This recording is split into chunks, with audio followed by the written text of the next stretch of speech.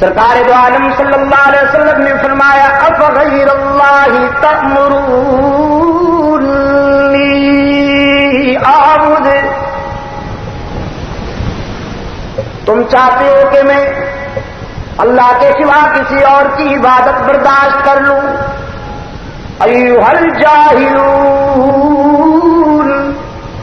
جہالت کے بیماروں، میں تمہاری بات سنوں یا عرش بری سے ہونے والی مسلسل تنبیہ کو سنوں؟ وَلَقَدْ أُوحِيَ إِلَيْكَ وَإِلَى الَّذِينَ مِن قَبْلِكَ لَئِنْ أَشْرَكْتَ لَيَحْبَطَنَّ عَمَلُكَ وَلَتَكُونَنَّ مِنَ الْخَاسِرِينَ۔ پیغمبر، یہ بات آپ کو بھی کہی جا رہی ہے، آپ سے پہلے انبیاء اور رسول کو بھی کہی گئی کہ اگر آپ نے بھی میرے حقوق میں کسی اور کو شریک بنایا تو آپ بھی، اب اگر گرامر کے مطابق ترجمہ کروں نہیں تو شاید آپ حضرات کو بھی کچھ ناگوار گزرنے لگے کہ بے ادبی ہو رہی ہے، میرے حقوق میں کسی اور کو شریک بنا لیا تو آپ بھی میرے غضب سے نہیں بچ سکے۔ محبوب ہونے کے باوجود محبت کا یہ عالم ہے کہ سرکار دو عالم صلی اللہ علیہ وسلم کے لباس کی ادائیں قرآن کی آیات بن رہی ہیں۔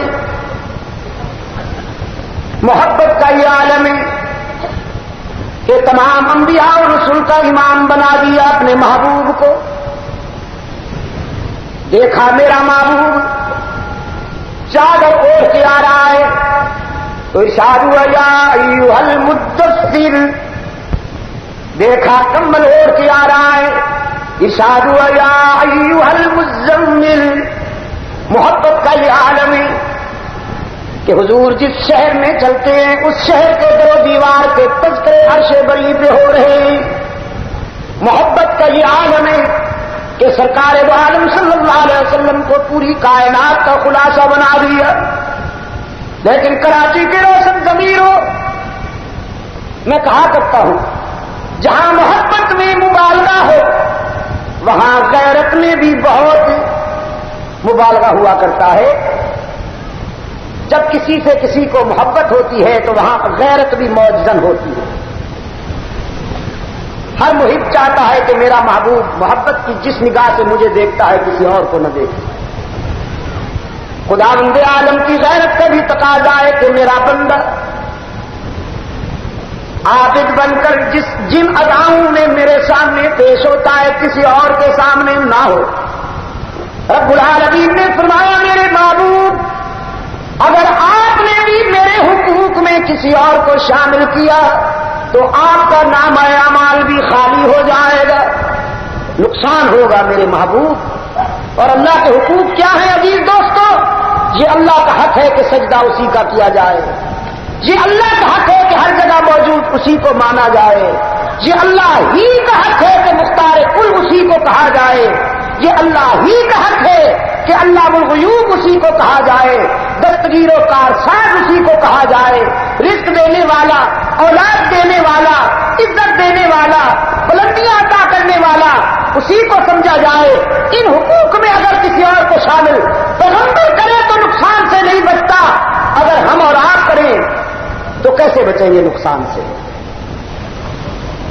رب العالمین نے فرمایا میرے محبوب بتا دیجیے انہیں کہ ساری مصیبتیں سہ سکتا ہوں لیکن یہ نہیں کروں گا کہ خدا کے ساتھ کسی اور کو شریک برداشت کر لوں، لیکن میرے معبود یہ سفر تنہا کیسے کٹے گا؟ سارا معاشرہ عداوت پر تلا ہوا ہے، ساری سوسائٹی انتقامی جذبات رکھتی ہے۔ رب العالمین نے فرمایا میرے محبوب آپ ان کی مخالفتوں اور عداوتوں کا فکر نہ کیجیے، میں آپ کے لیے ایک ایسا دوست منتخب کرتا ہوں، میں آپ کو ایسا رفیق عطا کرتا ہوں جس کی وفائیں تجھے ساری دنیا سے مستغنی کر دیں گی۔ وہ آپ کی ازدواجی تنہائی کو دیکھے گا تو اپنی بیٹی آپ کے نکاح میں دے گا، وہ آپ کے مشن کے لیے ضرورت محسوس کرے گا تو اپنا سب کچھ آپ کے قدموں میں ڈال دے گا. جب آپ معراج پر آئیں گے تو وہ آپ کی تصدیق کرے گا. جب آپ ہجرت کریں گے تو وہ کندھوں پہ اٹھائے گا. جب آپ بدر و احد کے مارکوں میں اتریں گے تو وہ آگے آگے لڑے گا. اور پھر جب آپ سبز گنبد میں ڈیرے لگائیں گے تو وہ وہاں بھی آپ کی تنہائی کو برداشت نہ کرتے ہوئے آپ ہی کے پہلو میں ڈیرے لگائے گا. صدیق اکبر رضی اللہ تعالی. اور عزیز دوستوں، صدیق اکبر سرکار دو عالم صلی اللہ علیہ وسلم کے حلقے میں یہ مقام رکھتا ہے کہ رب العالمین نے تنہا صدیق اکبر کو پوری امت کے مقابلے میں زیادہ وزن اور اہمیت عطا فرمایا ہے. ایک مقام پر قرآن پاک میں ارشاد ہوا جب غزوہ تبوک کی تیاری ہو رہی تھی، اللہ کے رسول صلی اللہ علیہ وسلم نے اپنے رضاکاروں کو حکم دیا کہ رومی بھیڑیے اسلام کی شمع کو بجھانے کے لیے تیاریاں کر رہے ہیں، تو تمہیں بھی تیاری کرنی چاہیے. بعض دل کے بیمار منافق مجاہدین اسلام کی حوصلہ شکنی کرنے کے لیے موسم کی گرمی، وسائل کا فقدان، بے سر و سامانی کو آڑ بنا کر یہ کہنے لگے کہ اس جنگ میں ہمیں نہیں جانا چاہیے، مار کھا جائیں گے. ان کی بڑی تیاری ہے، ہمارے پاس ساز و سامان نہیں ہے. رب العالمین نے فرمایا الا تنصروه فقد نصره اللہ. اگر تم میرے پیغمبر کا ساتھ نہیں دو گے تو نبی کے پروگرام میں کوئی نہیں آئے گا، رسول اللہ کا مشن ناکام نہیں ہوگا. میرا پیغمبر تمہارے تعامل کا محتاج نہیں. اگر تم میرے نبی کا ساتھ نہیں دو گے تو سنو، میں خود جو نبی کا ساتھ دینے والا ہوں، میں اپنے معبود کی ہمیشہ مدد کیا کرتا ہوں. ذرا ہجرت کی رات دیکھ لو نا، جب ساری دنیا میرے معبود کی مخالف ہے، قصر نبوت کا گھیراؤ کر رکھا ہے، اپنی ہولناک سازش کو پایا تکمیل تک پہنچانے کے لیے کفار تلواریں لے کر کھڑے ہیں. رب العالمین نے دیکھا کہ میرا معبود خطرے میں ہے تو فرش زمین پر اللہ نے انتخاب کرنا چاہا کسے اپنی یہ محبوب امانت سونپ دوں. عزیز نوجوانوں، رسول اللہ صلی اللہ علیہ وسلم جب اپنی امانتیں حضرت علی کے سپرد کر رہے تھے تو عرش والے نے اپنی امانت ابو بکر کے سپرد کر دی. جناب علی المرتضیٰ رضی اللہ تعالیٰ عنہ سرکار دو عالم صلی اللہ علیہ وسلم کی سونپی ہوئی امانتوں کو سنبھال کر قصر نبوت میں آرام کر رہے ہیں. میں اس کے مقدر پہ بھی قربان جاؤں. بہت عظیم مقام ہے یہ بھی کہ جسے رسول کا بستر نصیب ہو گیا، جس پر اللہ کے رسول نے اعتماد کیا. بہت بڑا مقام ہے. جو رسول کے بستر پر سویا ہوا ہے میں اس کا بھی رضاکار ہوں، لیکن میں اسے کیسے بھول جاؤں کہ جس کی گود میں رسالت آرام کر رہی ہے، جو رسول کی امانتیں سنبھالے بیٹھا ہے میں اسے بھی نہیں بھول سکتا ہوں، لیکن میں اسے کیسے بھول جاؤں جو اللہ کی امانت کو گود میں سلائے بیٹھا ہے.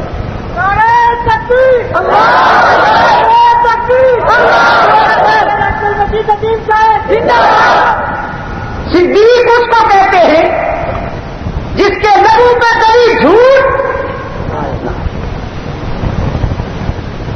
قرآن کریم میں حضرت ابراہیم علیہ الصلوۃ والسلام کو اللہ نے صدیق کہا،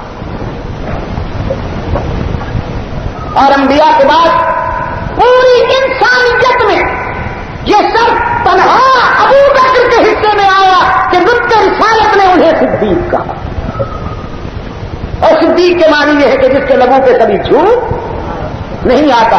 اب دیکھیے کسی ہجرت کی شب اپنے قائد کے ساتھ چلے جا رہے ہیں رات کے اندھیرے میں کہ سامنے سے آتے ہوئے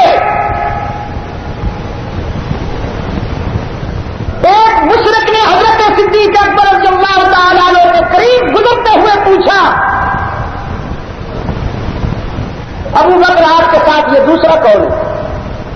ذرا فاصلے پر تھا وہ رسول اللہ سے، پہچان نہ سکا رات کے اندھیرے میں۔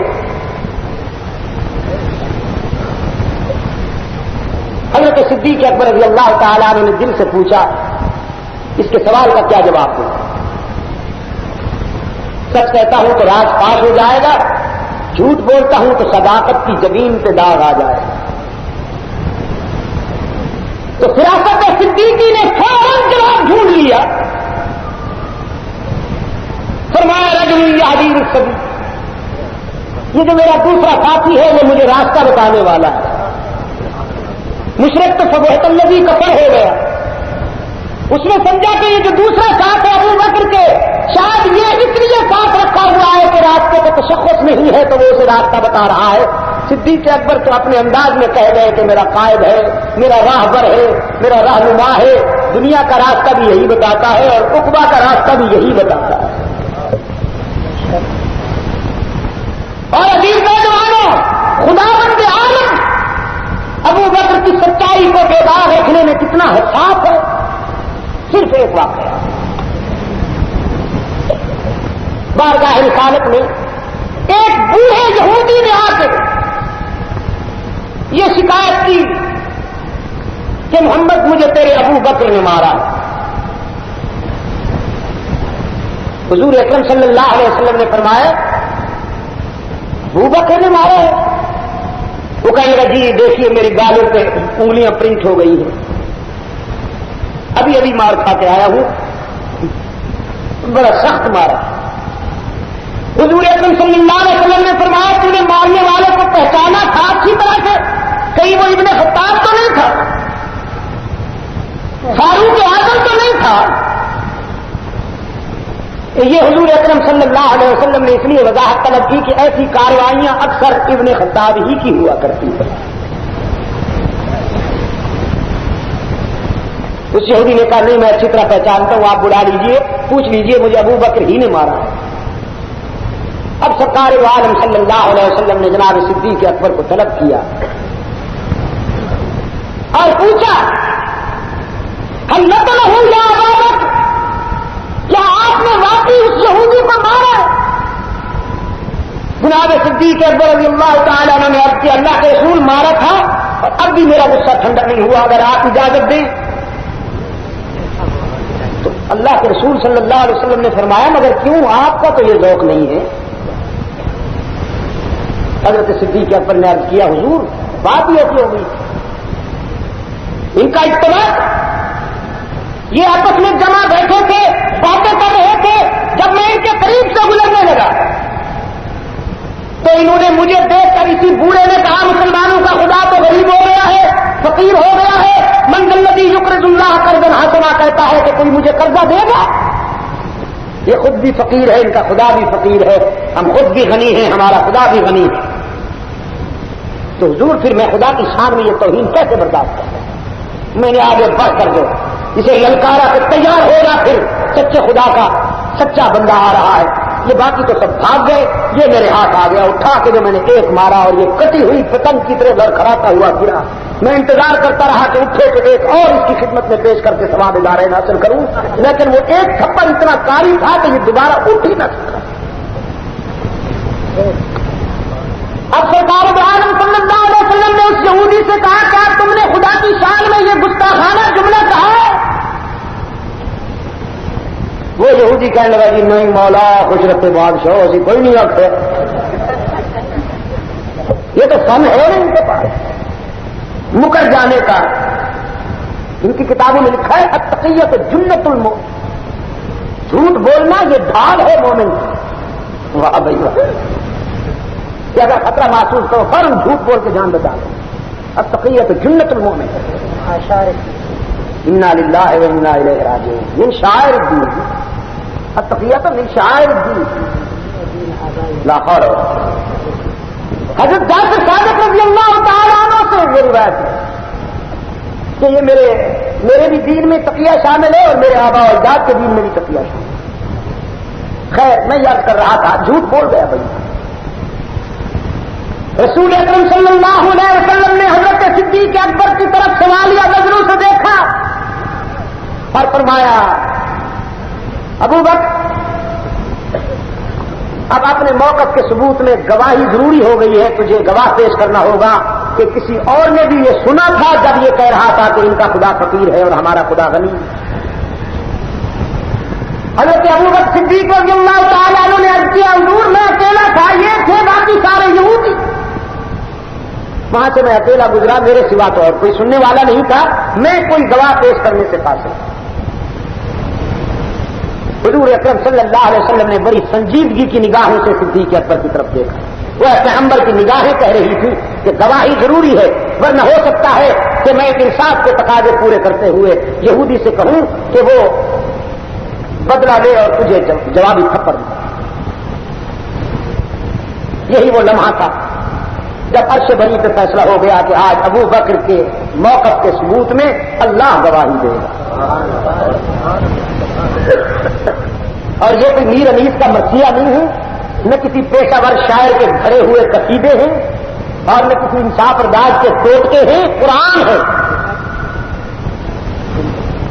فرمایا لقد سمع اللہ قول الذین قالوا ان اللہ فقیر، لقد سمع اللہ قول الذین قالوا ان اللہ فقیر، بے شک اللہ نے سنی ہے ان لوگوں کی بات جو کہہ رہے تھے خدا فقیر ہے، وَنَحْنُ أَغْنِيَاءُ، اور ہم غنی ہیں۔ رب العالمین نے فرمایا میرے معبود، ایک وہ بھی وقت تھا جب ساری دنیا تیرے موقف کا انکار کر رہی تھی تو ابو بکر نے اقرار کیا۔ ایک وہ بھی لمحہ تھا جب ساری دنیا تیری بات کو ماننے پر تیار نہیں تھی تو ابو بکر تیرا غلام بن گیا، اس نے تیرے موقف کی تصدیق اور حمایت کی۔ آج ہم دنیا میں ابو بکر کی اس وفا کا صلہ دیتے ہیں کہ آج اگر ابو بکر کے موقف کے اس بات میں فرش والوں میں سے کوئی گواہی دینے والا نہیں تو عرش والا گواہی دیتا ہے کہ ابو بکر سچا ہے، یہ تو صدیق ہے، اس کے لبوں پہ کبھی جھوٹ آ سکتا ہی نہیں۔ یہ صدیق کے معنی ہے عزیز دوستوں۔ میں عرض کر رہا تھا آپ کی خدمت میں کہ جناب صدیق اکبر رضی اللہ تعالیٰ عنہ جو ہیں اللہ کی نظر میں ان کا یہ مقام ہے کہ پوری امت کی وفائیں طرح صدیق اکبر کی وفاؤں کا مقابلہ نہیں کر سکتے۔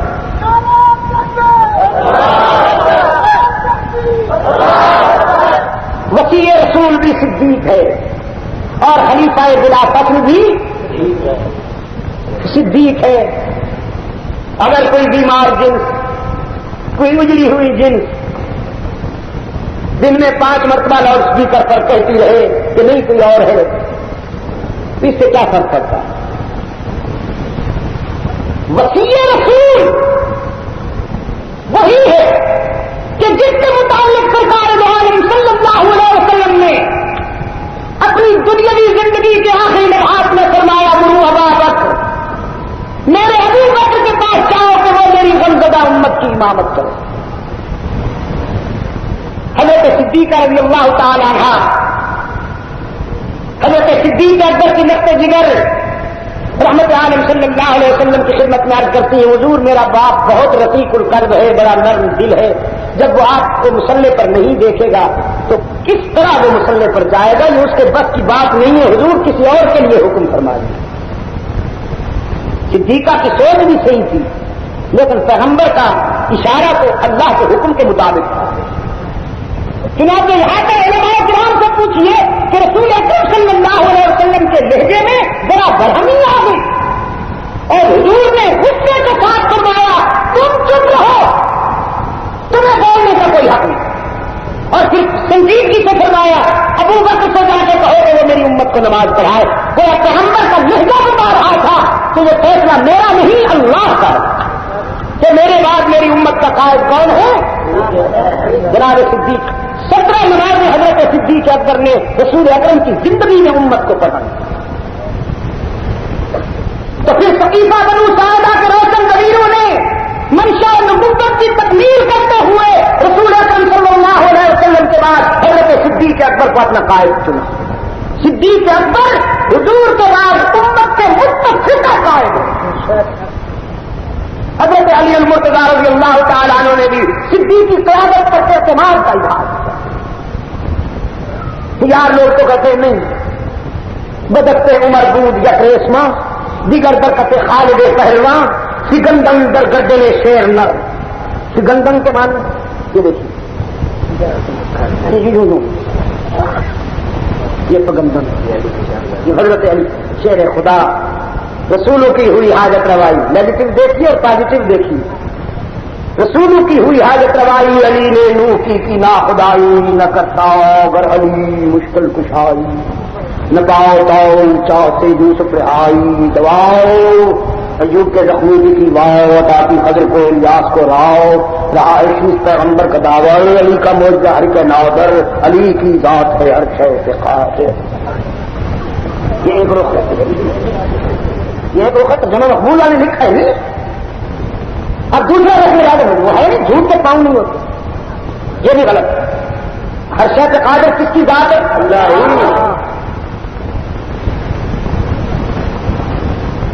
قرآن پاک کیا کہتا ہے؟ فرمایا یوم لا یخزی اللہ النبی والذین آمنوا معه نورهم يسعى بين أيديهم وبأيمانهم يقولون ربنا أتمم لنا نورنا ربنا أتمم لنا نورنا واغفر لنا إنك على كل شيء قدير. محمد عربی اور محمد کے چاہنے والے سچے رضاکار دنیا میں بھی یہی کہتے رہے اور حشر میں بھی یہی کہیں گے کہ تو ہی ہے قادر مطلق. انکا علی کل شیء قدیر. اور انہوں نے کیا کہا؟ علی کی ذات ہے ہر شے پہ قادر. یہ بات سو کام سے بھی گل ہے. ایسے ہوئی کہ اللہ کا پیارا ہے. میرے عزیز دوستو اگر یہ کہا جائے کہ ایسی حضرت خالد لے آئے ایک عمر لے آئے اور شیر نر کے گلے میں ڈال کر انہیں پکڑا اور پھر اس طرح مجبور کر کے انہیں لے گئے. وہ چاہتے تو نہیں تھے جبرن بس بیٹھ کر دیا. ان کا ایک مجتہد حصہ ہے. حضرت علی نے جو نمازیں پڑھی ہیں حضرت ابو بکر کے پیچھے وہ بھی بس یوں کھڑے ہو جاتے تھے چپ کر کے. چپتے بھی رہتے تھے اٹھتے بھی رہتے تھے سجدے بھی کرتے تھے قعود بھی کرتے تھے. بعد میں جب اکیلے ہو جاتے تھے تو پھر تنہا نماز دوبارہ پڑھتے تھے. ماشاء اللہ کیا شجاعت ہے صاحب, کیا بہادری ہے, کیا حق پرستی ہے, کیا اظہار صداقت. اہل سنت کا عقیدہ یہ ہے کہ حضرت علی رضی اللہ تعالیٰ عنہ نے خدا کے سوا کسی سے ڈرنا سیکھا ہی نہیں. اہل سنت کا عقیدہ یہ ہے کہ علی صرف خدا کا ڈرنا جانتا ہے. حضرت علی رضی اللہ تعالیٰ نے خدا کے سوا کسی سے نہیں ڈر سکتے. اگر صدیق اکبر کی قیادت حضرت علی کی نظر میں صحیح نہ ہوتی تو ساری دنیا چاہے ایک طرف ہوتی حضرت علی رضی اللہ تعالیٰ عنہ کو کوئی مجبور نہیں کر سکتا. جناب علی المرتضی رضی اللہ تعالیٰ عنہ نے صدیق اکبر کی قیادت پر اعتماد کیا, وزیر بنے, مشیر رہے. ہر مرحلے میں جناب صدیق اکبر رضی اللہ تعالیٰ عنہ کو مشورے دیے. لشکر خامہ کی روانگی کے وقت جس طرح دوسرے صحابہ رضوان اللہ علیہ مجمعین کی رائے تھی حضرت علی کی رائے لیے کہ اسے نہ بھیجا جائے. لیکن صدیق اکبر رضی اللہ تعالیٰ عنہ نے فرمایا میں یہ اپنی سوچ کے مطابق نہیں بھیج رہا ہوں, کتاب اور رسول کے جذبے کے تحت بھیج رہا ہوں. میرے آقا کی زندگی کی یہ آخری تمنا تھی کہ اسامہ یہ لشکر لے کے جائے اور باطل سے ٹکرائے. اب تم سب بھی اگر مجھے ہو تو ابو بکر کتاب اور اللہ تعالیٰ نے بڑے تاریخی جملے ہیں، فرماتے ہیں کہ ہمیں یقین ہو گیا کہ اللہ نے اپنے محبوب کی امت کی قیادت کے لیے ابو بکر کا سینہ کھول دیا۔ جناب صدیق اکبر رضی اللہ تعالیٰ عنہ نے رسول اللہ کی رفاقت کا حق ادا کرتے ہوئے ہر لمحے میں رسول اللہ کا ساتھ دیا، اور پھر خلافت راشدہ کی منصب پر آ کر پہلے خلیفہ راشد کی حیثیت سے اسلام کے نظام عدل کی وہ بنیاد رکھی فزیکلی کہ جس کی بنیاد پر حضرت فاروق اعظم کا دور یاد رکھا۔ حضور کے بعد نبوت کا دعویٰ کرنے والوں کا سر کچلنے والا کون ہے؟ میں پوچھتے جاؤں اور آپ جواب دیتے جائیں۔ حضور اکرم صلی اللہ علیہ وسلم کے موقف پر سب سے پہلے ایمان لانے والا کون ہے؟ بالغ نظر انسانوں میں سب سے پہلا مومن صدیق اکبر حضور اکرم صلی اللہ علیہ وسلم کی اس دعاتی تنہائیوں کا ازالہ کرتے ہوئے اپنی نفس جگر رسول اللہ کو نکاح میں دینے والا کون ہے؟ صدیق اکبر حضور کے مشن پر اپنا سب کچھ قربان کرنے والا کون ہے؟ معراج رسول کی تصدیق کرنے والا کون ہے؟ حضرت کی سب رسول اللہ کو اپنے کندھوں پر اٹھانے والا، غار ثور میں حضور کو اپنی گود میں سلانے والا، پھر غار ثور سے لے کر مدینہ طیبہ تک لے آنے والا، بدر میں ساتھ نبھانے والا، احد میں مارے کھانے والا، ہر سرد و گرم میں، سفر میں حضر میں، بر میں بہر میں، دریاؤں میں صحراؤں میں، زندگی کے ایک ایک لمحے میں جس نے رسول اللہ کا ساتھ نبھایا اور وفا کی، وہ کون ہے؟ تو آپ میرے سوال کا جواب ذرا دل کی گہرائیوں سے دیتے جائیے کہ فتنہ انسیوں کا لار مٹایا کس نے؟ وہ جو دور بیٹھے ہیں وہ میری تمنا ہے کہ ان کے دل کی گہرائیوں سے بھی گونج نکلے۔ صدیق فتنہ انسیوں کا لار مٹایا کس نے؟ وہ شرما رہے ہیں کچھ، وہ دور والے فتنہ انسیوں کا لار مٹایا کس نے؟ زور زدت کا زمانے سے ہٹایا کس نے؟ سارے کو روح کو مٹی میں ملایا کس نے؟ اور کفر کو موت کا پیغام سنایا کس نے؟ ساری اسنین آئے اللہ کا سرداری ہے، جا کے بھی پہلوئے محمد نے جگہ پائی ہے، یا تو صدیق کے اوصاف کا اقرار ہے، ورنہ لازم ہے کہ قرآن سے انکار کرو کہ قرآن کا تو ایک ایک داریہ، قرآن کا تو ایک ایک اسلوب ابو بکر کا حامی ہے، مصطفیٰ کا ہم سفر۔ آپ کو ان ناموں نے بیدار کیا ہے، یقین کیجیے خدا کی قسم۔ اس دن اگی ایک مقام ہے مانسہرہ کے ذرا آگے، تو وہاں میرا پروگرام تھا غالباً 29 جولائی کو، سارا یہ دورہ تھا بدل کا، بکرام کا، بشام تک کا۔ وہاں پر کچھ دوست ملنے کے لیے آئے، یہی کراچی کے تھے، وہاں گئے ہوئے تھے، چھٹیاں گزار رہے۔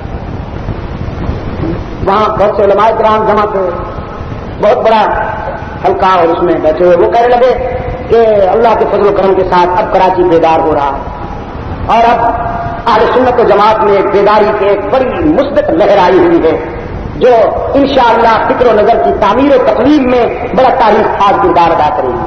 اور پھر میرے نفس کو موٹا کرنے کے لیے انہوں نے کہا کہ یہ سب کریڈٹ ان کو جاتا ہے کہ ان کی کوششوں سے یہ سب کچھ ہوا۔ تو میں نے انہیں بھی کہا، آج آپ کے سامنے بھی کہہ رہا ہوں کہ مجھ جیسا بے عمل اور حقیر انسان آپ کو شاید کوئی اور نہ ملے۔ میں تو کچھ بھی نہیں، میں تو آپ یقین فرمائیے کہ ان بندگان خدا کے قدموں میں بیٹھنے سے علماء کرام کے ساتھ اور رفاقت کی وجہ سے اس کا کرم ہو گیا کہ اس نے میری زبان میں شاید کی تاثیر رکھ دی ہے اور آپ کے دلوں میں محبت پیدا کر دی۔ اللہ انہیں سلامت رکھے۔